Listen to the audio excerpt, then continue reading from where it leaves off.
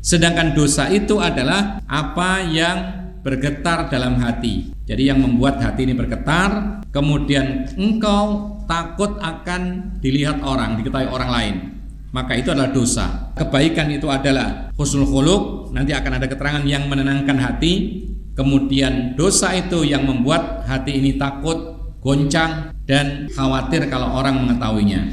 Dan ini Rasulullah SAW berbicara yaitu dengan orang yang memang tidak mengetahui dalil.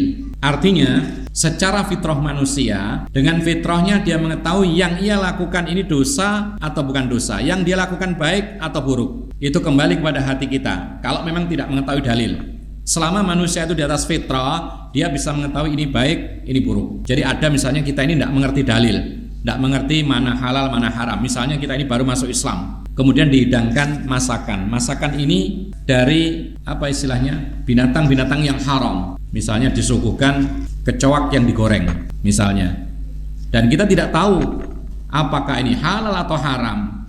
Kira-kira kita yang masih polos, tidak mengerti ini halal atau haram, kita mau nggak memakannya?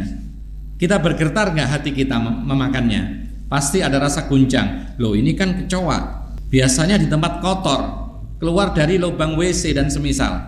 Maka hati kita takut, bergetar, bergoncang. Inilah yang namanya perbuatan dosa, makan hal tersebut. Ya, tapi kalau kita dihidangkan sesuatu, kita makan nyaman, hati kita tidak bergoncang, meskipun kita tidak mengetahui dalil, tidak mengerti ayat Al-Quran tentang masalah ini, disuguhkan kepada kita makanan yang enak, misalnya kita makan, tidak ada perasaan apa-apa, maka itu adalah termasuk hal yang dihalalkan.